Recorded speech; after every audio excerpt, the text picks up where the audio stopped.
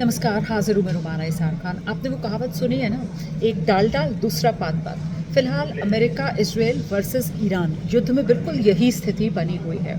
इस युद्ध का 23वां दिन है आज। 3 हफ्ते पहले ही पूरे हो चुके हैं।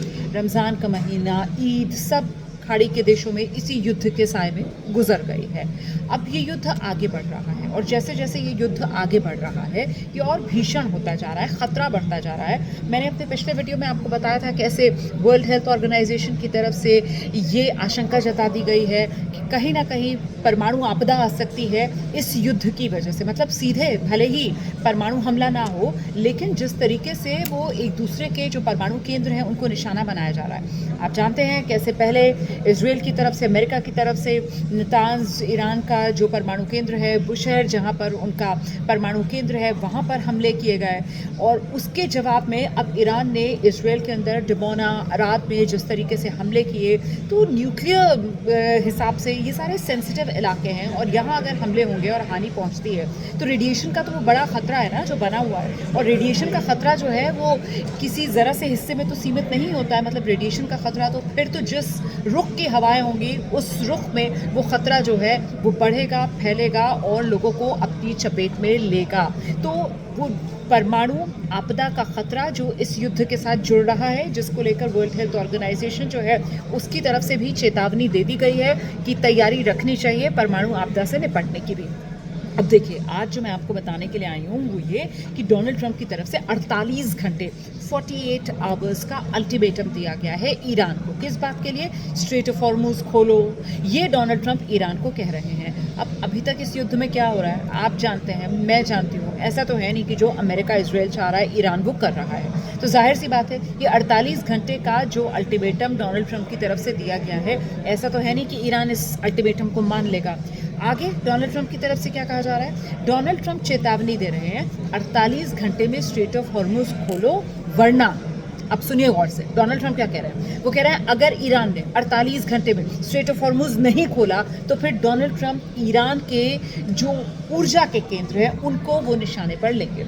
ईरान के जो पावर प्लांट्स हैं उन पर वो निशाना साधेंगे। मतलब डोनाल्ड ट्रंप ईरान को धमका रहे हैं, ईरान में ब्लैकआउट की स्थिति बन सकती है, ये डोनाल्ड ट्रंप की तरफ से कह दिया गया है। और इसके लिए खुद ईरान जिम्मेदार होगा, क्योंकि डोनाल्ड ट्रंप तो पल्ला झाड़ रहा है। वो कह रहे हैं साहब हमने तो अल्टीमेटम दे दिया, 48 घंटे का ये अल्टीमेटम है, खोल दे strait of Hormuz. Strait of Hormuz को लेकर भी अमेरिका का रुख आप जानते ही हैं। अमेरिका यहाँ पर भी एक मॉरल हाई पॉइंट लिए हुए है और वो कह रहे हैं स्ट्रेट ऑफ हॉर्मुज से हमारा तो कोई लेना देना ही नहीं है। डोनाल्ड ट्रंप कह ही रहे हैं, कह रहे हैं कि अमेरिका का थोड़ी कोई यहाँ से मतलब निर्भरता है ऊर्जा के लिए। स्ट्रेट ऑफ हॉर्मुज से अमेरिका तो मुश्किल से 1-2% ही ऊर्जा का केंद्र, मतलब वो रास्ता यहाँ से गुजरता है, लेकिन वो पूरी दुनिया को, क्योंकि स्ट्रेट ऑफ हॉर्मुज बंद है तो परेशानी हो रही है, इसलिए वो दुनिया की भलाई के लिए स्ट्रेट ऑफ हॉर्मुज खुलवाना चाह रहे हैं। ये डोनाल्ड ट्रंप पहले दोहरा चुके हैं।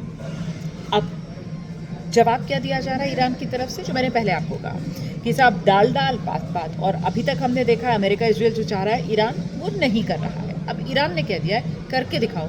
ईरान कह रहा है अगर हमारे ऊर्जा केंद्रों पर हमला हुआ तो पलटवार का ईरान ने क्या तोड़ निकाला है या फिर वो किस तरीके से धमका रहा है? वो कह रहा है डीसैलिनेशन प्लांट्स जो खाड़ी देशों में हैं हम उनको निशाना बनाएंगे।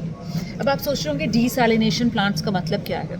डीसैलिनेशन प्लांट्स का मतलब ये है, वो एक तरीके से आप कह लीजिए बड़े बड़ी औद्योगिक यूनिट्स, इकाइयाँ, जहाँ पर समुद्र का जो खारा पानी होता है उस खारे पानी को पीने लायक बनाया जाता है। ठीक है ना? खारा पानी है, समुद्र का पानी। आप में से अगर मतलब बहुत से लोगों ने, जाहिर सी बात है उनको पता ही होगा इस बारे में, मुझे बताने की ज़रूरत नहीं है। तो समुद्र का पानी बहुत खारा होता है, उसको पी नहीं सकते हैं, तो उसको प्रोसेस करके साफ़ करना पड़ता है। एक पूरा प्रोसेस होता है, साइंटिफिक ऑस्मोसिस वाला प्रोसेस, उससे उसको गुजारना पड़ता है और फिर वो पीने लायक बन जाता है। तो खाड़ी के जो देश हैं, क्योंकि ये सारा जो इलाका है वो रेगिस्तान वाला इलाका है और यहाँ जिस तरीके की मिट्टी है तो ज़मीन के नीचे भी, जैसे ज़्यादातर देश जो हैं वो अपने यहाँ की नदियों में, अब यहाँ कोई बड़ी नदियाँ तो है नहीं और ना ही यहाँ पर अंडरग्राउंड वाटर जो है उस पर इतनी डिपेंडेंसी है कि पीने की पानी जो है वहाँ से वो मिल पाए। तो ये जो देश हैं वो समुद्र के किनारे बसे ये सारे देश हैं। मतलब आप जानते हैं कैसे वो गल्फ ऑफ पर्शिया जो है, फारस की खाड़ी जो है, और ये स्ट्रेट ऑफ हॉर्मुज जो है, और उसके बाद वो गल्फ ऑफ ओमान जो है, और फिर तो वो अरेबियन सी शुरू हो जाती है। तो पूरा का पूरा एक तरीके से ये समुद्र से घिरा हुआ इलाका है ना, इधर वो अदन की खाड़ी है, तो ये पूरा का पूरा जो इलाका है। अब यहाँ पर पानी पीने लायक हो जाए, समुद्र के पानी को डिसैलिनेशन प्रोसेस से गुजारा जाता है। अब आप ये समझिए कि ईरान जो धमकी दे रहा है कि अगर अमेरिका ने हमारे जो ऊर्जा के केंद्र हैं उनको निशाना बनाया है तो हम डिसैलिनेशन प्लांट्स जो यहाँ खाड़ी के देशों के हैं उनको निशाने पर लेंगे। इससे कितनी अफरा तफरी मच सकती है। इससे अफरा तफरी इसलिए मच सकती है क्योंकि अलग अलग ये जो देश हैं, कतर की बात करती हूँ मैं, आपको नंबर्स दे रही हूँ, बाकायदा मैंने यहाँ निकाल कर रखे हुए अपनी स्क्रीन पर, ये दिखाती हूँ मैं आपको, दिखाती हूँ। ये स्क्रीन है और यहाँ मैंने ये हुए हैं ताकि मैं आपको बता सकूँ। ये जो पीने का पानी है, इस पीने के पानी पर निर्भरता कतर की डिसैलिनेशन प्लांट्स के जरिए 99%, मतलब कतर के अंदर 99% जो पीने का पानी आ रहा है इन्हीं डिसैलिनेशन प्लांट से गुजर कर आ रहा है।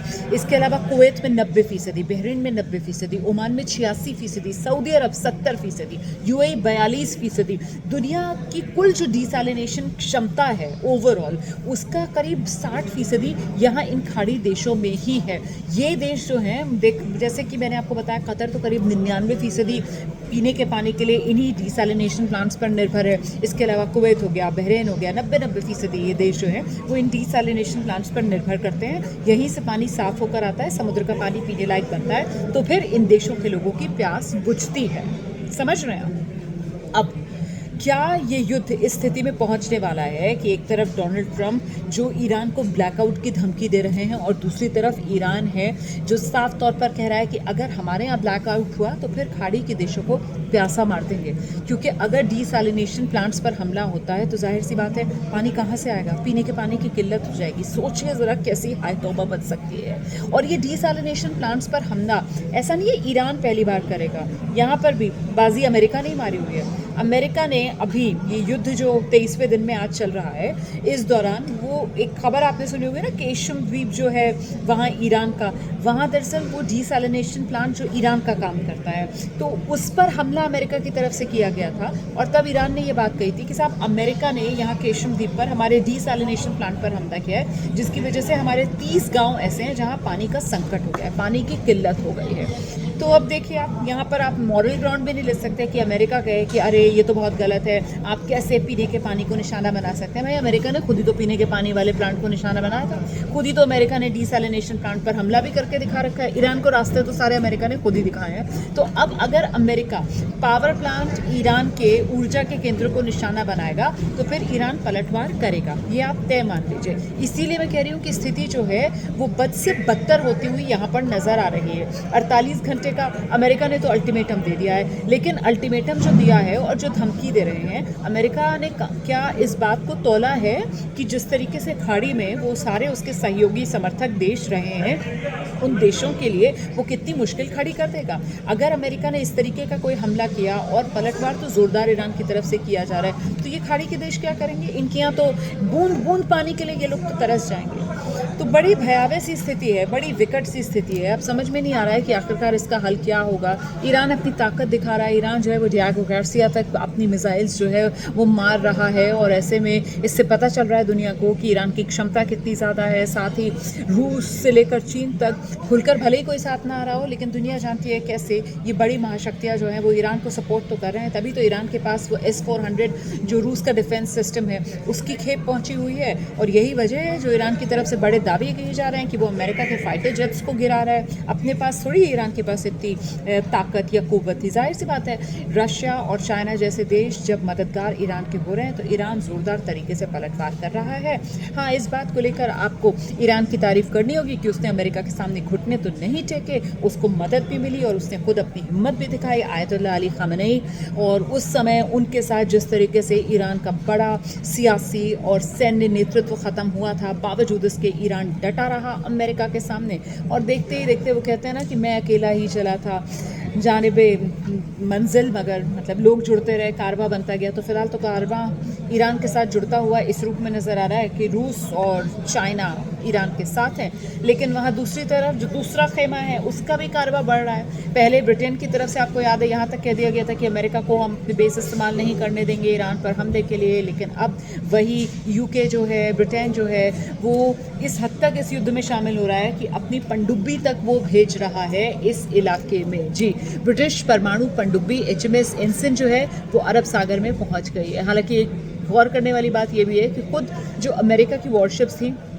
USS Abraham Lincoln, USS Gerard Ford, वो जो हैं वो इस इलाके से अब पीछे हट रही हैं, वो वापस अमेरिका की तरफ जाने की राह पकड़ती हुई नज़र आ रही हैं। लेकिन अब जो अमेरिका के साथी हैं उनके जो जहाज़ पनडुब्बियाँ हैं वो इस तरफ बढ़ते हुए दिख रहे हैं।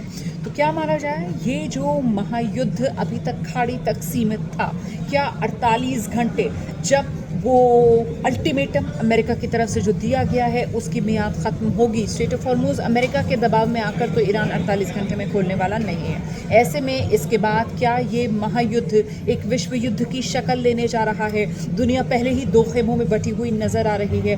क्या होगा कहना मुश्किल है, लेकिन अभी संकट बड़ा है जो पूरी दुनिया पर मंडराता हुआ दिख रहा है। बहुत शुक्रिया आपका मेरे साथ जुड़ने के लिए। आपको मेरा आज का ये वीडियो कैसा लगा मुझे कमेंट करके ज़रूर बताइएगा। इन हालात पर आपकी राय वो भी मेरे साथ शेयर कीजिएगा, और वीडियो अगर अच्छा लगा है तो इसको साझा करना मत भूलिएगा, शेयर ज़रूर कीजिएगा। Thank you so much for joining.